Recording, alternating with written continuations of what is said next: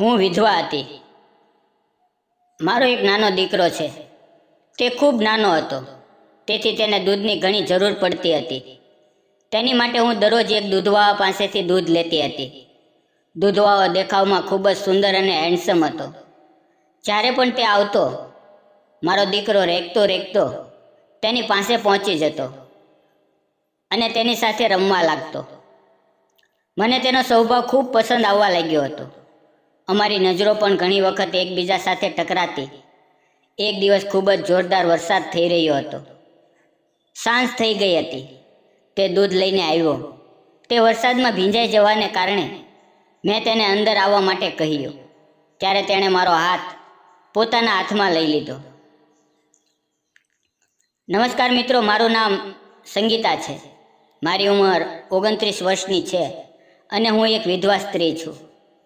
એક સમય હતો જ્યારે મારી જિંદગી ખૂબ જ ખુશહાલ હતી. મારા પતિ મને ખૂબ જ પ્રેમ કરતા હતા અને હું સંપૂર્ણ રીતે મારા ઘરમાં આનંદથી રહેતી હતી. પણ કિસ્મતે મને ખૂબ મોટો ઝટકો આપ્યો. મારા પતિનું એક કાર અકસ્માતમાં અવસાન થઈ ગયું. અમારા લગ્ન જીવનને માત્ર 3 વર્ષ થયા હતા. જ્યારે પતિ ગયા ત્યારે મારો દીકરો માત્ર 6 મહિનાનો હતો.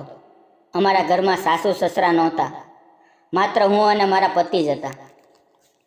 પતિના જતા જ ઘર પૂરેપૂરું ખાલી થઈ ગયું. હું તૂટી ગઈ. મારો દીકરો બહુ નાનો હતો, તેથી હું બહાર જઈને નોકરી પણ કરી શકતી નહોતી. ઘરમાં જે થોડા ઘણા દાગીના અને બેંક ખાતામાં પૈસા હતા, એના સહારાથી જ ઘર ચલાવતી હતી. પણ હવે હાલત ખૂબ ખરાબ બની ગઈ હતી.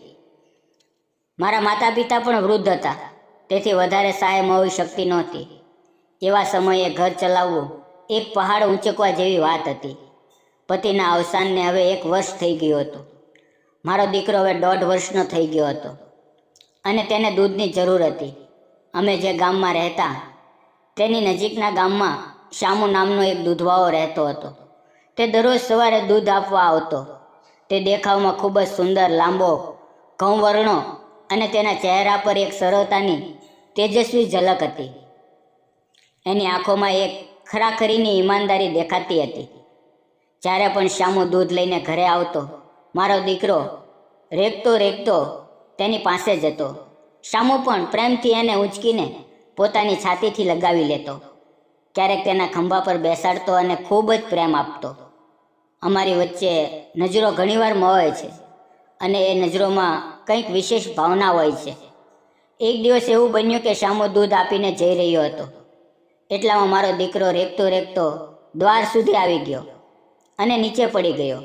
તેના માથા પર ઈજા થઈ અને લોહી વહી રહ્યું હતું. હું ત્યારે રસોડામાં ભોજન બનાવી રહી હતી. શામુએ તેને પડી જતા જોઈ લીધો અને તરત જ દૂધનું કેન અને સાયકલ છોડી દીધી અને દોડીને મારા દીકરાને ઉઠાવ્યો. તેના માથા પર લોહી વહી રહ્યું હતું. હું પણ દોડીને બહાર આવી અને આ દ્રશ્ય જોઈને રડી પડી. શામુએ મને શાંત કરતા કહ્યું, તમે ચિંતા ન કરો, હું સંભાળી લઉં છું. તેના માથા પર બાંધેલો રૂમાલ કાઢીને એણે મારા દીકરાના માથા ઉપર બાંધ્યો અને પછી બાળક મને આપીને કહ્યું, તમે સાયકલની પાછળ બેસો. તે ઝડપથી સાયકલ હાંકીને અમને હોસ્પિટલ લઈ ગયો. હોસ્પિટલમાં ડૉક્ટરે જોઈને ડ્રેસિંગ, ટાંકા, ઇન્જેક્શન બધું થયું અને દવાઓ લખી આપી. શામુ દવાઓ લાવ્યો અને ડૉક્ટરની ફી પણ ભરી, કારણ કે એને ખબર હતી કે મારી આર્થિક સ્થિતિ કેટલી નાજુક છે. મેં એનો ખૂબ આભાર માન્યો. શામુ અમને ઘરની બહાર છોડીને જતો રહ્યો. એ દિવસે શામુએ મારી ઉપર મોટો ઉપકાર કર્યો. જો એ ન હોત તો હું મારા દીકરાને હોસ્પિટલ લઈ જવા પણ અસમર્થ હતી. પૈસા કોણ આપે? મને ખૂબ દુઃખ લાગતું હતું, પણ હવે મારા દિલમાં શામુ માટે એક નવી ભાવના જન્મી હતી. હોસ્પિટલની આ ઘટના પછી મારા અને શામુના સંબંધોમાં થોડો સ્નેહ આવી ગયો હતો. હવે શામુ માત્ર દૂધ આપતો વ્યક્તિ નહોતો, હવે તે મારા માટે એક વિશ્વાસપાત્ર માણસ બની ગયો હતો. એ દિવસ પછી જ્યારે પણ શામુ આવતો ત્યારે મારી નજર એને શોધતી. એ પણ હવે થોડો વધારે સમય મારા ઘરમાં રોકાતો. ક્યારેક નાનકડી વાત કરીને હસાવતો, તો ક્યારેક મારા દીકરાને રમકડા આપીને ખુશ કરતો. મારું હૃદય હવે ધીમે ધીમે એની તરફ આકર્ષિત થવા લાગ્યું હતું. હું જાણતી હતી કે હું વિધવા છું, અને સમાજ માટે મારા જીવનમાં હવે પ્રેમ કે સંબંધની જગ્યા રહી નથી. પણ એક સ્ત્રી તરીકે મારી લાગણીઓ તો જીવતી હતી ને. હું પણ કોઈના પ્રેમ માટે તરસતી હતી. એની સરળતા, એનો ચહેરો, સહારો આપવાનો સ્વભાવ અને તે મારા દીકરાને જે રીતે પ્રેમ આપતો હતો એ બધું મારા દિલમાં જગ્યા બનાવી ગયું. એક દિવસ શામુ થોડોક મોડો આવ્યો. હું બહાર બેઠી હતી. તેને જોઈને જ મેં પૂછ્યું, શું થયું?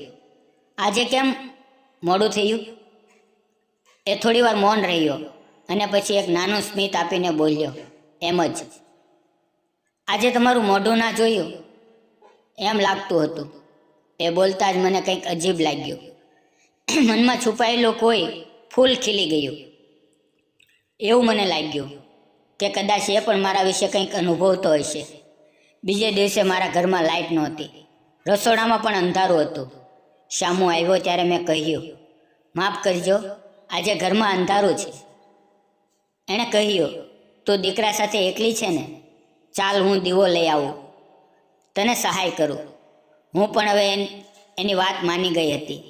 મને શંકા જેવી કોઈ લાગણી રહી નહોતી. મેં હા પાડી. એ દીવો લઈને આવ્યો. રસોડામાં ઊભો રહી એણે દૂધ ઉકાળ્યું, બરણી આપી.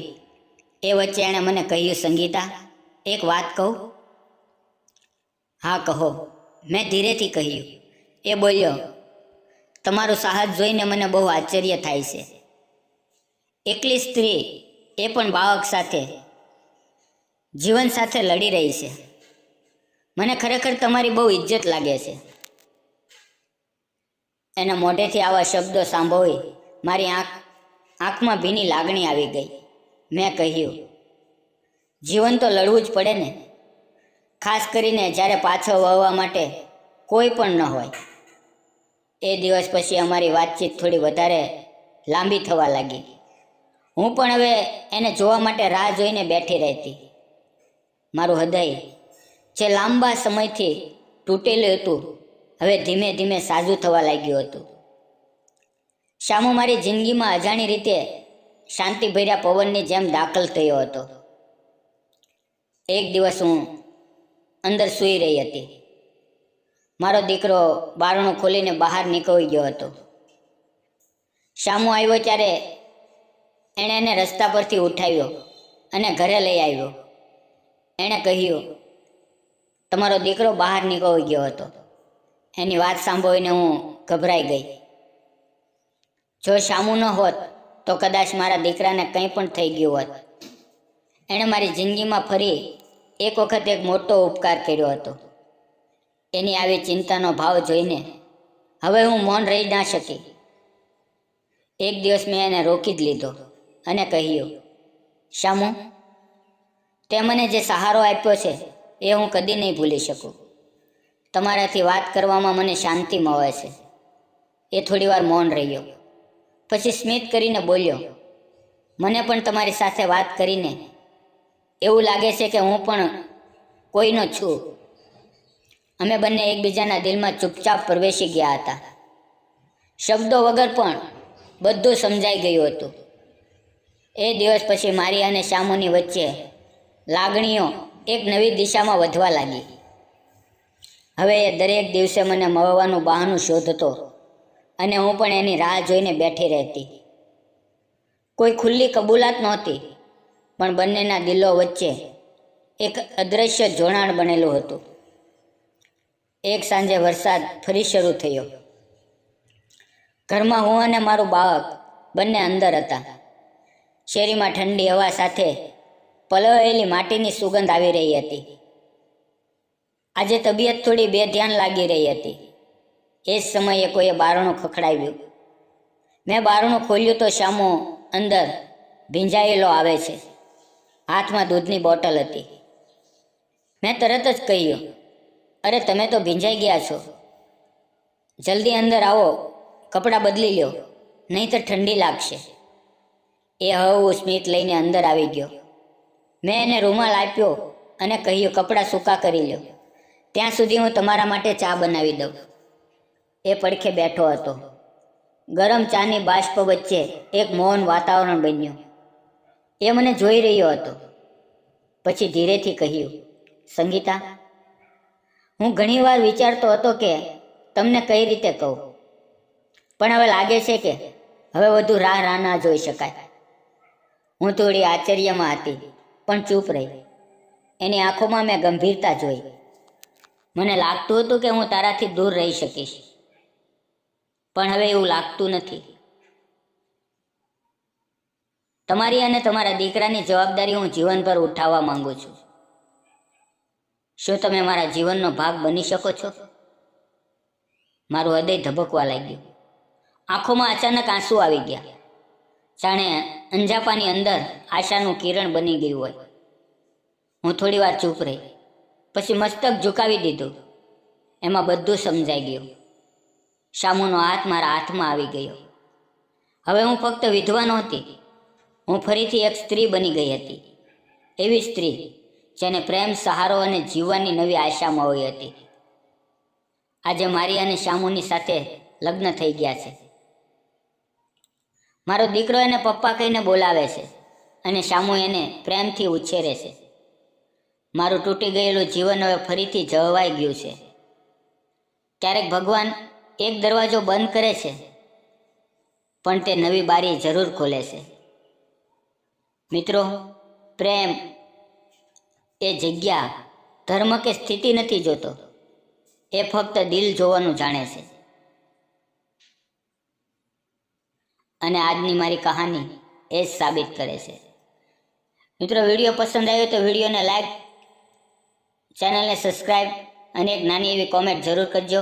ફરી મળશું આવતીકાલે. ત્યાં સુધી આવજો. અને આપને જણાવી દઈએ કે વિડીયોની અંદર આવેલા નામ, પાત્ર, ઘટના ફક્ત કાલ્પનિક હતા. તેનો કોઈ પણ ધર્મ, જાતિ કે કોઈ વ્યક્તિ સાથે સંબંધ નથી. આ વાર્તા ફક્ત મનોરંજન માટે અને સમાજને એક ઉપદેશ આપવા માટે બનાવવામાં આવી હતી. ફરી મળીએ આવતીકાલે. ત્યાં સુધી આવજો. ધન્યવાદ મિત્રો.